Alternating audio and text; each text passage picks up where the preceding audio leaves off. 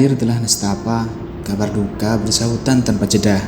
Aku berharap nurani yang masih menyala, meskipun banyak jiwa tiada. Kematian yang tak diharapkan datang silih bergantian, seolah menunggu antrian.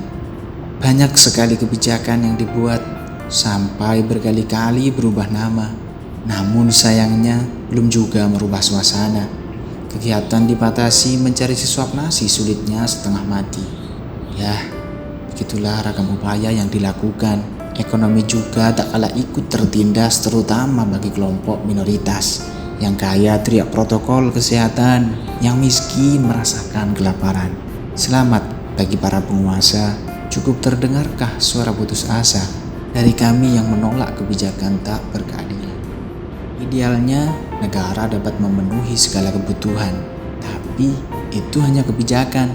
Oh maaf, itu hanya sebuah tulisan dalam bentuk undang-undang tanpa harus dilaksanakan. Hal sempurna itu terlihat fana, mengingat para oknum penguasa negeri masih juga setengah hati. Saya menyebutnya oknum karena tiap kesalahan kembali ke peraturan, bukan keadilan. Keresahan dan kemurungan ini tak hanya dirasakan oleh satu pihak saja. Saya sebagai salah satu rakyat yang merasa geram juga berpikiran yang sama. Negara tidak hadir dan bantuan yang dikucurkan malah dirampas habis. Tak satu pun ada yang mampir. Di mana semua nurani? Apa menurut mereka perut kami juga tak layak untuk diisi? Kebijakan dibuat seolah-olah tidak mengenal rakyat. Entah kami terlunta-lunta atau hilang kesadaran. Kalian yang berada di singgasana tak akan pernah merasakan yang sama. Bagaimana kami mencari pundi-pundi rezeki setiap hari untuk membeli nasi yang layak dikonsumsi.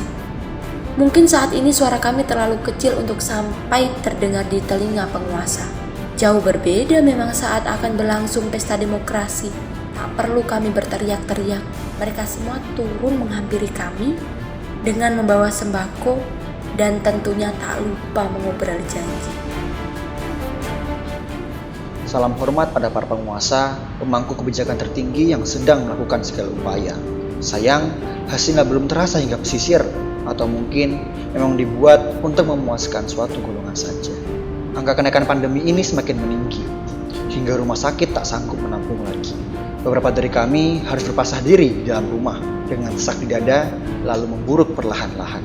Beberapa kerabat mengantri demi oksigen untuk yang tercinta, namun tabung oksigen belum penuh. Yang tercinta harus berpulang terlebih dahulu. Kini kami mulai bergerak dan mandiri untuk tetap bertahan juga taat aturan. Tapi apakah negara sadar bahwa tindakan itu adalah cerminan dari adanya sesuatu yang tidak beres yang sedang terjadi? Mungkin ketidakpuasan dan kekecewaan rakyat sudah sampai di ujungnya, sampai semua terasa wajar dan maklum di pandangan. Pengurangan kasus hukum korupsi hingga kata dermawan menjadi tameng untuk kasus gratifikasi. Ironi selalu nampak di pelupuk mata, melihat pedagang harus membayar denda atau disita dagangannya demi sebuah tertib dan disiplin aturan. Sikap arogan dan represi aparatur negara membuat kami kebingungan. Harus berlari kemana lagi untuk sebuah rasa aman dan keadilan? Pagebluk ini membuat banyak orang mencari segala cara, menyelamatkan diri dan kawanan hingga mengambil kesempatan walau harus memeras kawan. Sudah saatnya negara hadir. Kosongkan gedung-gedungmu untuk rumah perawatan kami, bukan untuk selamanya, tapi agar nyawa tak lagi berguguran. Indonesia sedang tidak baik-baik saja. Belakangan ini banyak hal yang terjadi. Ragam pengalihan isu juga kerap ditemui. Meski begitu, masih banyak hal-hal baik yang ada di permukaan. Orang-orang bernurani yang memilih menjulur dan membantu sesama daripada meraup dan merampas. Sudah bukan rahasia dan negara berbisnis dengan rakyatnya, seperti vaksin gotong royong yang didengungkan dengan dalih untuk kemaslahatan umat. Vaksin mandiri adalah bentuk nyata bahwa negara tidak berdiri bersama rakyat. Memang hal ini ditujukan bagi warga negara asing dan elit kelas atas. Bukankah hal ini akan menegaskan pengkotakan dan klasterisasi yang sudah tampak, seolah dinding pemisah semakin menyekat, menari di bawah penderitaan, dihadapkan dengan represif aparat. Yang kecil semakin ditindas, yang atas semakin menindas. Segeralah pulih negeriku. Pandemi ini akan berhasil kita lalui bersama.